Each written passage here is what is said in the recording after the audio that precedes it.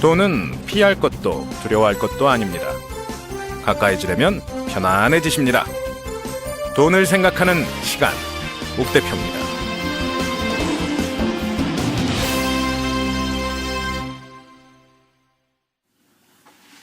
네, 안녕하십니까. 돈을 생각하는 시간, 옥대표입니다. 날씨가 점점 풀리고 있어요. 나른한 봄날이 다가온 것 같습니다. 오늘 1차적으로 펀드를 마무리 짓는 날입니다. 1차적이라고 표현을 한 이유는요, 주식 얘기를 이제 더 이상 안 하겠다라는 얘기가 아니라 이 다음번에 주식 이야기를 할 때는 조금 더 고민해 보고 나서 할 수 있는 이야기들을 말씀드리려는 그런 의도인 거고요. 오늘까지 기초적인 내용 정리하고 이 다음번에는 부동산 쪽으로 넘어가 보도록 하겠습니다. 일단 예금이나 펀드나 그러니까 금융상품을 통해 재테크를 한다라고 봤을 때 가장 기본적으로 생각해야 되는 말은 예금이냐 적금이냐 이 문제입니다. 뭐 은행으로 따지면 예금, 적금 많이 들어보셨겠죠. 펀드도 예금, 적금으로 나눠집니다. 이게 무슨 말이냐. 예금은 내가 그냥 넣을 때 넣은 거죠. 적금은 매달 내야 되는 거고. 이거 내가 정했나요? 아닙니다. 그렇게 하라니까 하는 겁니다. 은행이 매달 같은 날에 돈을 주시면 이자 좀 더 드릴게.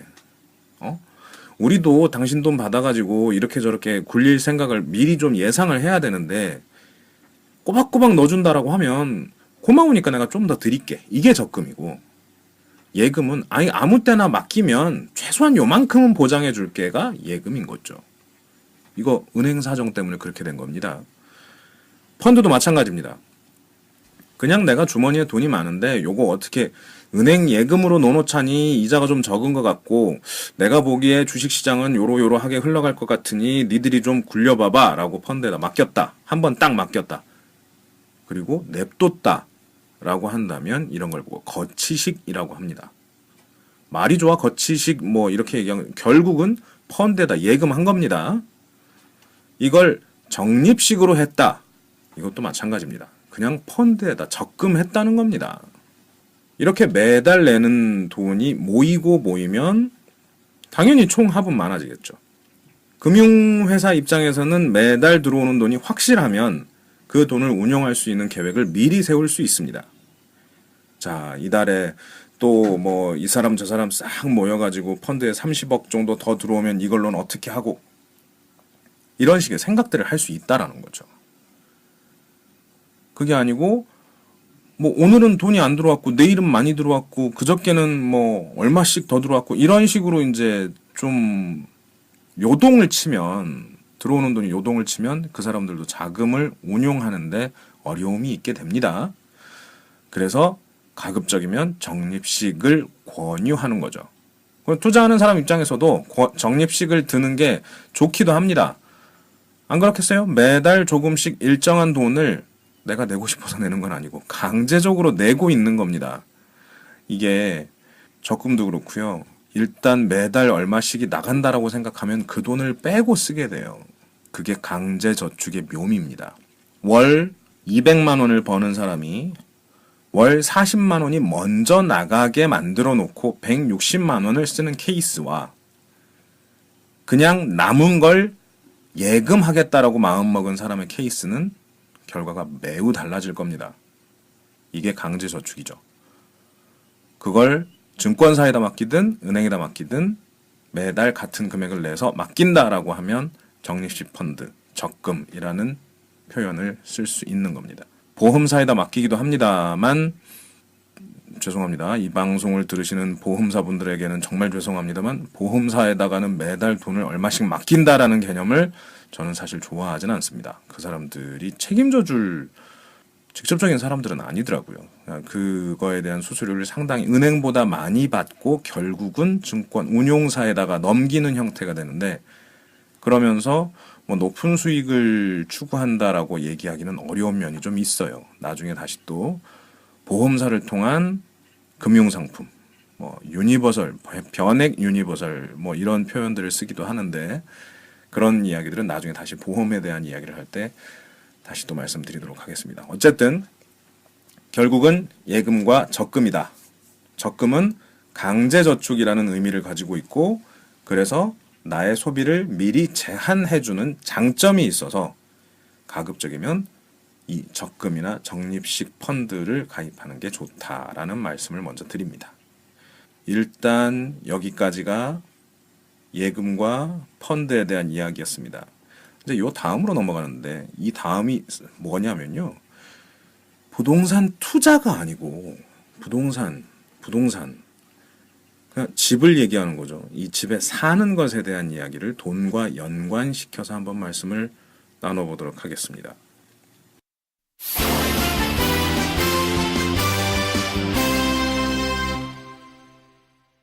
부동산이라고 하는 게 동산이 아니어서 부동산입니다.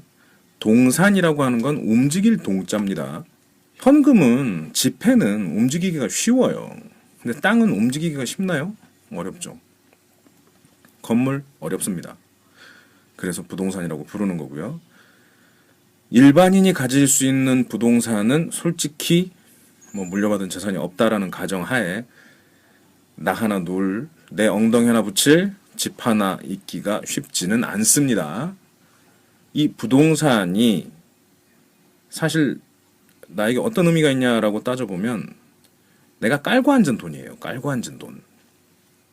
좀 전에 말씀드렸다시피 매달 200만 원쯤 벌어서 40만 원쯤 어딘가에 금융상품에 가입을 하는 사람이 있다고 칩시다. 이 사람이 부모님한테 얹혀 사는 케이스가 아니라면 매달 얼마쯤을 깔고 앉게 됩니다. 얼마쯤 깔고 앉으세요? 보통 제가 알기로는 평균 50만 원 내외. 이거 평균 내보니까 어디 신문에 보면 주거비로 몇 %를 쓰고 이런 얘기들이 있는데 다 믿지 마시고요. 그거 통계에 다 오류입니다. 결국은 그러니까 있는 사람이 있고 아예 없는 사람이 있고 그 통계를 내다가 만들어진 수치고요. 지금 가서 다 한번 봐보세요. 어떤 집을 가봐도 오피스텔이다 그러면 1000에 50짜리가 대부분입니다. 왜? 내놓는 사람이 그만큼을 받으려고 하거든요. 1억 정도 들여서 오피스텔을 샀어요.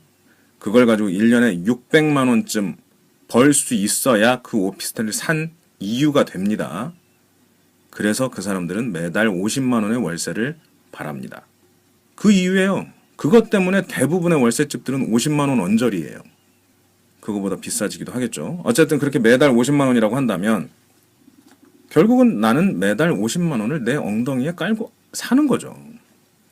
저희는 그동안 많이 모아서 전세를 살고 있습니다. 라고 하시는 분들 계십니다. 전세는 마찬가지로 깔고 앉은 겁니다. 왜? 그 돈만큼 이자를 받을 수 있는 돈인데 이자를 받지 않고 엉덩이에 깔고 앉은 거죠. 전세 1억이다. 요즘 금리가 떨어졌다 해도 1억 정도 되는 돈을 넣어놓으면 2, 3%는 받습니다. 1년에 300만 원 정도라고 한다면 그래도 한 달에 25만 원 정도를 엉덩이에 깔고 앉고 계신 겁니다. 아까보단 낫죠. 1000만 원에 50만 원짜리 월세에 사는 것보다는 1억짜리 전세에 사는 게 엉덩이에 깔고 앉은 폭이 더 적어지는 거죠. 샀다라는 것 또한 전세와 동일합니다. 내 돈이 들어간 거고 그 돈으로 다른 짓을 못하게 이 부동산에 그 돈이 묶였습니다.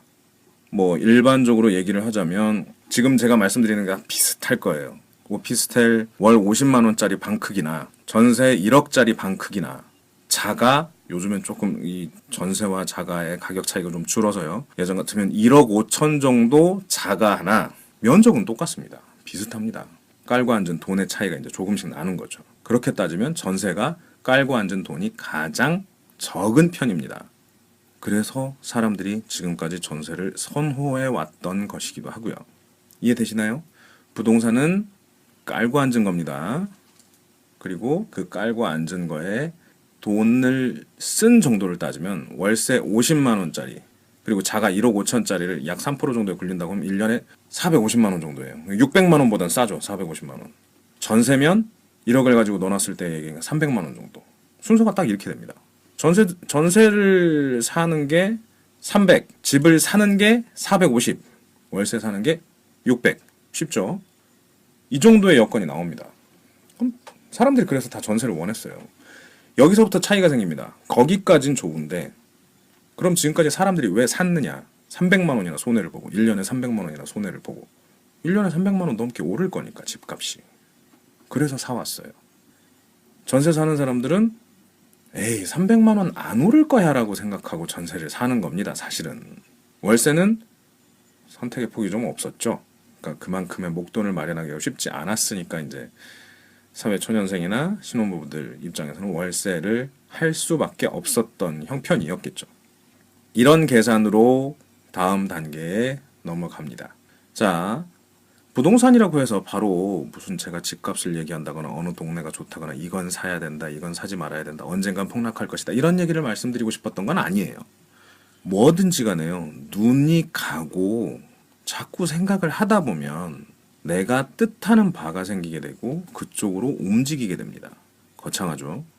이건 이렇게 생각할 게 아니고 쉽게 말씀드리면 밥은 하루 3끼 먹습니다. 오늘은 뭐 먹지는 내 인생에 엄청나게 중요한 일입니다. 오늘은 뭐 입지는 하루에 한 번쯤 생각합니다. 가끔 실내복, 잠옷도 이제 생각하시는 분들이 있을지 모르겠는데 그렇다 해도 하루 2번입니다. 오늘은 뭐 하고 놀지라는 건 주 7일 중에 5일이라고 이틀을 가지고 오늘은 뭐 하고 놀지를 생각해야 됩니다. 밥 먹는 게 제일 중요하고요. 그 다음이 옷 입는 거고 그 다음이 노는 거죠. 그런데 적금은 한 달에 한 번 생각합니다. 월급 받고 나 이번 달 얼마씩 내야 되는데 이런 생각을 하는 거죠. 부동산은요. 2년에 한 번 생각합니다. 매일같이 생각하는 사람은 없어요. 일단 당장 사는 게 안정이 됐다 싶으면 그때부터는 다음번에 움직여야 될 때까지는 별로 생각을 안 해요. 대신에 그 다음 생각할 때 되게 많이 생각을 해야 되는 안타까움이 좀 있긴 합니다. 자, 이렇게 돼 있는 상황에서 사람들이 취향이라는 게 생깁니다. 하루 3끼 밥을 1년 동안 먹고 어쨌든 1000번도 넘게 무언가를 먹는 행위를 해야 되는데 그러다 보면 내가 육식파인지 아니면 채식파인지 바닷고기인지 산고기인지 뭐 이런 걸 따져보게 되는 거죠. 빨간 양념이 좋은지 담백한 양념이 좋은지 기름진 게 좋은지 깔끔한 게 좋은지 뭐 이런 걸 계속 생각하는 거죠. 옷을 입다 보면 화려한 게 좋은지 단순한 게 좋은지 뭐 이런 것들을 고민을 하게 됩니다. 그러다가 보면요. 재테크에도 내 나름의 관점이 생기기 시작합니다. 솔직히 말씀드려볼까요? 한 달에 20만 원 넘게 펀드를 가입했다. 그러면 이 사람 1년만 지나면 주식 찬양론자가 됩니다. 내가 조금 손해를 봤다 하더라도 다른 사람들한테 말은 지금까지 조금 봤는데 손해봤는데 괜찮아. 이 추세면 괜찮아질 것 같아. 장기적으로 보면 난 이게 답이라고 생각해. 이게 뭐 10 몇 퍼센트, 20% 이렇게만 빠지기 전까지는 주식 예찬론자가 되게 돼 있어요. 왜? 내 돈이 거기 묶였으니까. 내가 투자만 하면, 내가 어느 뭐 야구 경기장에 가면, 내가 경기장에만 가면 이 팀이 져. 이런 징크스를 가지고 있는 사람들은 있어요. 근데 하지만 내가 투자를 하면 꼭 이 기업은 망해라는 징크스를 가진 사람이 있을까요? 없습니다. 그건 내 삶인데 안 되기를 바라는 사람은 없거든요. 그래서 주식을 하다 보면 일정 금액 이상의 주식 투자를 하다 보면 주식이 잘 될 거라고 믿게 됩니다. 거꾸로요. 전세 사는 사람, 월세 사는 사람들까지는 다들 원하는 게 그겁니다. 부동산 폭락. 이 넓은 땅덩어리에 눈만 돌리면 보이는 게 아파트고 저녁 때 한강변을 가다 보면 저렇게 반짝반짝 빛나는 저 수많은 창문들이 왜 내 집 하나 없지라고 생각하는 저도 세입자입니다. 전세 삽니다. 전세 살거나 월세를 사시는 분들은 집값이 떨어지길 바랍니다. 그런데요. 집을 한번 사보세요. 이게 무슨 장난감처럼 쉽게 살 수 있는 건 아닌데 한번 사보세요.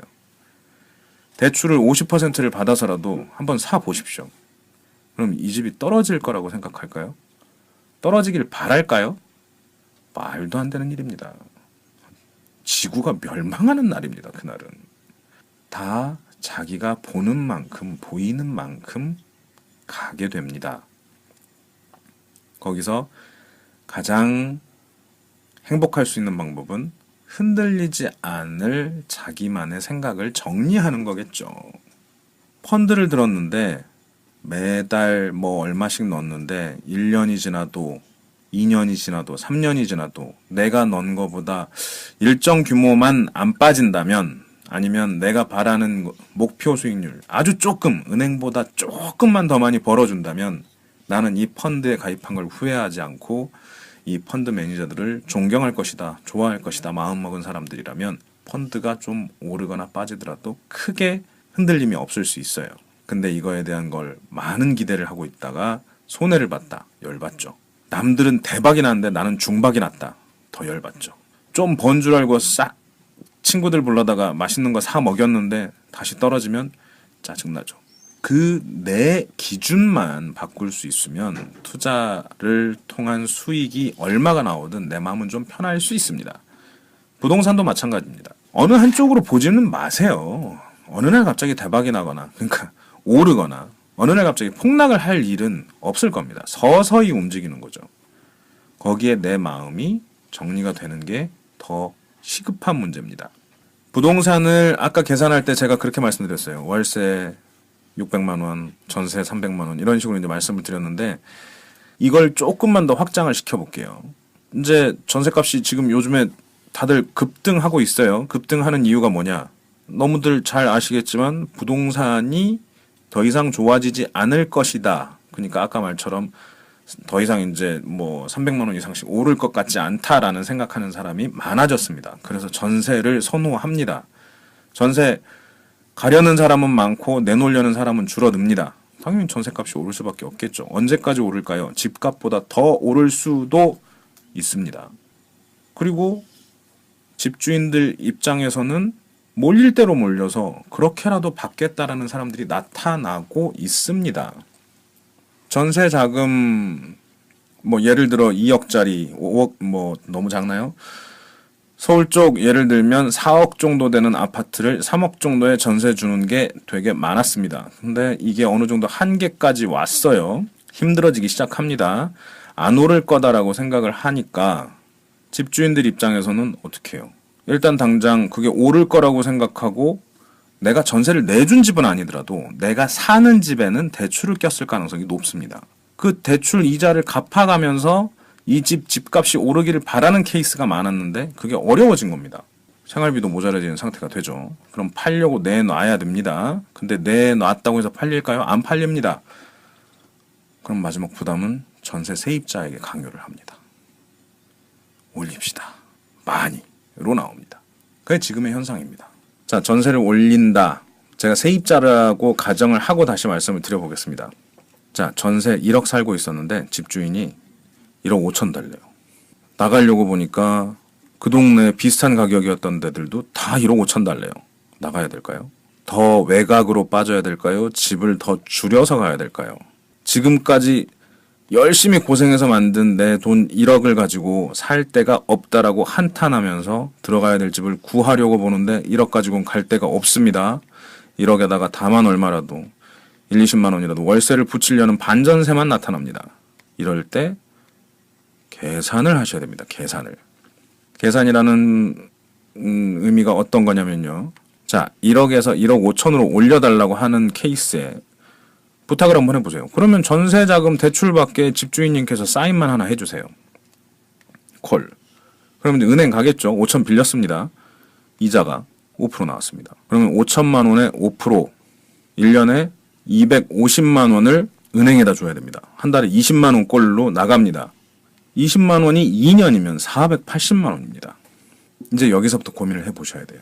이 480만 원을 가지고 이 자리에 이 480만 원을 내고 이 집에 그냥 머무를 것인지 아니면 그 정도를 각오하고 다른 집을 찾아볼 것인지가 됩니다. 사이즈를 줄여서 1억을 가지고 갈 수 있는 다른 집을 찾았다고 쳐요. 그래도 이사를 하는 데에는 월추 많은 돈이 들어갑니다. 자, 이사 가는 데 들어가는 돈 첫 번째, 부동산 중개 수수료. 두 번째, 이사비. 세 번째가 또 있습니다. 이사 가는 집에 맞춘 가구나 낡은 가전제품의 교체로 인한 내 자산의 변화입니다. 이상하게 이사를 가다 보면 가구가 부서져요. 결국은 교체할 가능성이 커집니다. 지금까지 멀쩡하던 TV, 세탁기, 냉장고가 이사를 할 때 보면 이상하게 안 돌아가고 마음에 안 들고 이상합니다. 그것도 바꾸게 됩니다. 그렇게 바꾸다 보면요. 이사하는 데만 못해도 200, 이상 들어갑니다. 그 집 알아본다고 돌아다녀야 되는데 쓰는 내 시간과 돌아다니고 찾고 하는 비용. 자, 그 돈의 합계와 480만 원의 차이를 따져봐야 된다는 거죠. 계산입니다. 제가 아주 너무 단편적으로 1억짜리 전세가 1억 5천으로 올랐을 때 계산을 가정해서 이렇게 말씀을 드렸어요. 근데 한 번만 좀 알아봐 보세요. 사시는 동네에 따라서 지금 연령에 따라서 엉덩이에 깔고 계신 돈이 다 다릅니다. 조건도 다르고요. 근데 그거에 대한 조건의 변화가 생길 때 들어가는 돈이라는 걸 다시 한번 계산해 보시라는 말씀입니다. 집을 사는 건 다른 얘기입니다. 일단은 전세든 월세든 세입자의 형태로 살고 계시는 분들이라면 그 삶의 형태가 바뀌면서 늘어나는 비용, 그리고 그 늘어나는 비용 덕분에 아낄 수 있는 비용을 한 번쯤 고민해 보시는 게 좋을 것 같습니다. 그게 이사를 갈 것이냐 말 것이냐, 뭐 대출을 받을 것이냐 말 것이냐에 대한 조건이 될 거예요. 자, 얼추 기본적인 계산은 가능하시겠죠. 그러니까 부동산이라는 거, 이사라는 걸 생각할 때에는 머무르면서 쓰는 돈과 옮겨가면서 쓰는 돈에 대한 차이를 좀 생각하셔야 됩니다. 다만 그 차이는 있어요. 월세 사시던 분들이 어떤 다른 형태로 옮겨갈 때 줄어들 수 있는 폭은 큽니다. 이건 이사하고는 별개의 문제가 될 수 있어요. 그러니까 이사 비용이나 이런 걸 따지는 것보다 조금 더 다른 습관을 만들어내는 방법이기도 합니다. 예를 들어 봅시다. 월세 보증금 1,000만 원짜리 50만 원짜리 내고 살던 사람이 전세 1억짜리로 옮겨가려고 합니다. 가진 돈은 그리 많지 않을 겁니다. 뭐 내가 모은 돈 약간의 부모님이 도와주시는 돈 이렇게 보태도 모자라는 돈들이 또 있을 거예요. 마이너스 통장, 뭐 보험담보대출, 기타 신용대출, 전세대출까지 다 벅벅 긁어가지고 전세로 옮겨가는 케이스도 종종 볼 수 있습니다. 그때도 마찬가지입니다. 이때에 필요한 게 강제상환이라는 개념입니다. 적금, 매달 얼마씩 들었다라고 하는 게 강제저축이라고 했죠. 상환도 마찬가지입니다. 2년 동안 살면서 나 이거 얼마를 상환해야 돼 라는 느낌을 가지고 사는 게 필요한 경우도 있습니다. 한 달에 50만 원짜리 월세면요. 1년이면 600만 원, 2년이면 1200만 원입니다. 이거를 엄마한테 빌렸다고 쳐요. 예를 들어서. 전세를 갔어요. 그럼 내가 지금까지 매달 50만 원씩 내던 거 안 내도 되니 너무 행복하게 즐겁게 살고 있어요. 엄마한테 빚진 거는 전혀 생각 안 하고 그렇게 사는 케이스도 있죠. 근데 그럴 때 그러시지 마시고 그 월세 나가던 만큼만 강제 상환, 강제 저축한다 생각하시고 2년을 버티면요. 바로 1200만 원쯤이 모이는 형태가 됩니다. 이 또한 한 번만 계산을 해보시면 그러니까 당장 내 삶이 이렇게 됐다 바뀌었다 새로 집을 구했다 독립했다 여기에만 안주하지 마시고 거기에서 생기는 돈의 흐름 그 차이를 한 번만 계산해 보시라는 말씀이에요. 이게 부동산을 돈으로 바꿔서 생각해 보는 법입니다. 이사를 갈 때도 그렇고요. 집을 처음 선택할 때도 그렇고요. 한 번쯤 고민해 봤으면 하는 부분이어서 먼저 말씀을 드렸습니다. 자, 사람들이 사실 독립을 한다라는 게요. 가슴에 손을 얹고 생각해 봅시다. 부모님이랑 같이 살 때 그 집이 부모님 집이었는지 부모님이 전세를 살았는지 부모님이 월세를 조금이라도 내고 살았는지 자식들은 모르는 경우가 많습니다. 안다고 해도 그 주거비를 대신 부담하거나 덜어드리려고 돈을 냈던 케이스는 거의 없을 거예요. 주변에 만약에 그런 사람이 있다면 박수 쳐주십시오. 훌륭한 사람들입니다. 결혼할 때 내가 모은 돈 가지고만 결혼을 했다. 없죠. 자, 사람은 독립을 언제 할까요? 결국은 학교 때문에, 회사 때문에 집과 거리가 멀어졌을 때 독립을 하게 됩니다. 그리고 마지막에 결혼입니다. 제가 그 결혼하는 친구들한테 얘기하는 건 그런 얘기는 있어요. 혼수 비용을 줄이려고 애쓰지 마라. 부모님이 해주려고 하는 만큼 그냥 다 받고 잘 살아라. 라는 얘기입니다. 부모님 무리해서 하세요. 무리 안 하고 하시는 게 아니고 무리해서 하십니다. 본인들의 노후를 아끼고 줄이고 깨서라도 자식 결혼 잘 시키려고 합니다. 근데 그거 사양해서 싸움 나지 말고요. 감사히 받고 잘 사시는 게 오히려 효도하는 길이라는 생각이 듭니다. 왜 이런 말씀을 드리냐면 그때부터 받는 것 그리고 내가 나중에 갚아야 되는 것에 대한 계산을 한 번쯤 해보시라는 이유에서 이런 말씀을 드립니다. 집이요, 되게 재밌거든요. 제가 이삿짐 아르바이트를 예전에 할 때가 있었는데, 조그만 집이에요.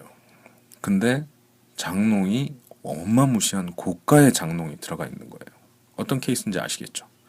남자네 집은 그리 부유한 형편이 아니었습니다. 그래서 오래된 작은 아파트를 전세를 구해줬어요. 근데 들어오시는 여성분은 잘 사시는 분이었던 거죠. 엄청나게 고가의 가구와 전자제품으로 집을 채웠습니다. 그리고 이제 2년 만에 이사를 가게 됐습니다. 그 장롱 깨지고 찌그러지고 상처나고 벗겨졌습니다. 게다가 옮겨보느니 다 들어가지 않습니다. 안타깝죠. 자, 이럴 때 조금 더 현명하게 대처할 수 있는 방법은 그거예요. 부모님한테 얼마쯤 예상하시냐. 예를 들어 뭐 아까 그런 고가의 장롱으로 채운다고 한다면 장롱만 뭐 1,000만 원, 2,000만 원 하는 거 많죠. 그런 거 말고 우리는 일단 집이 작고 옮길 때 새로 할 테니 지금은 우리는 왕자 행거 20만 원짜리면 충분하다.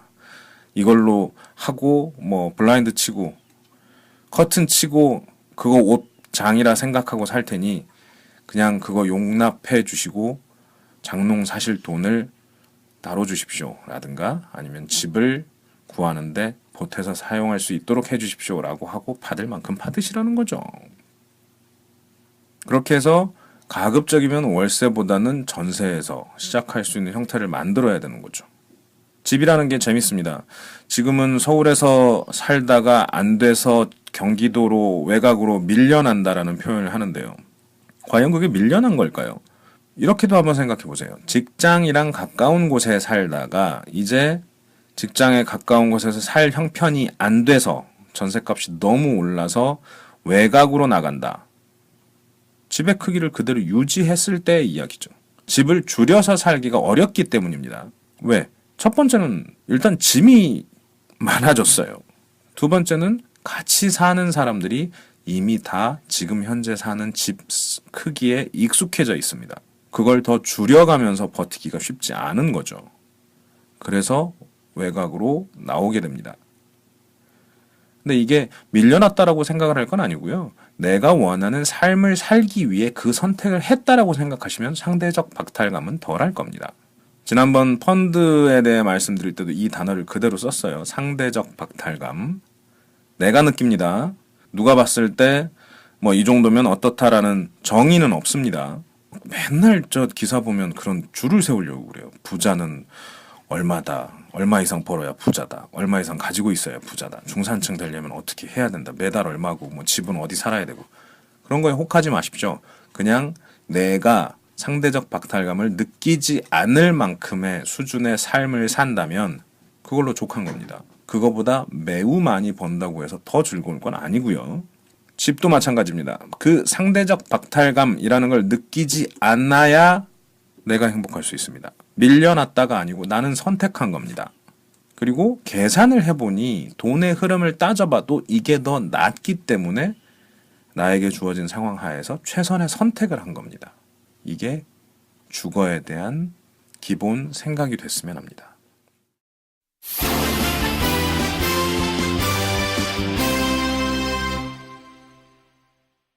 자, 오늘 말씀드린 이야기 다시 한번 정리하도록 하겠습니다. 일단 예금과 적금, 거치식과 적립식 비슷한 말입니다. 내가 있을 때 넣는 거냐, 강제로 넣게 되는 거냐, 강제 저축이라는 표현을 했죠. 강제 저축을 하는 게 나의 소비 습관까지 잡아주는 거기 때문에 강제로 무언가를 하는 게 좋습니다. 집도 마찬가지입니다. 강제로 상환을 하는 경우가 더 좋을 수도 있습니다. 왜 여기서 상환이라는 표현을 썼느냐? 결국 주거라는 부분도 돈으로 계산할 수 있기 때문입니다. 환산이 가능합니다. 내가 사는 형태, 동네, 금액, 기타 등등 이사를 간다고 하면 여기서 머무를 때와 떠날 때의 차이를 단순하게 생각만 하지 마시고 계산을 해보시면 지금의 금리나 내가 빌려야 되는 돈이나 내가 써야 되는 돈 등을 따져보면서 계산을 해보면 나에게 맞는 주거 조건에 가까워지게 됩니다. 그리고 그 각 주거 조건에 상대적 박탈감을 느끼지 마십시오. 그게 현재 우리가 하는 최선의 선택이라는 걸 믿으면 조금은 더 행복한 삶을 살 수 있을 거라고 자신합니다. 재테크의 목적은 결국은 행복입니다.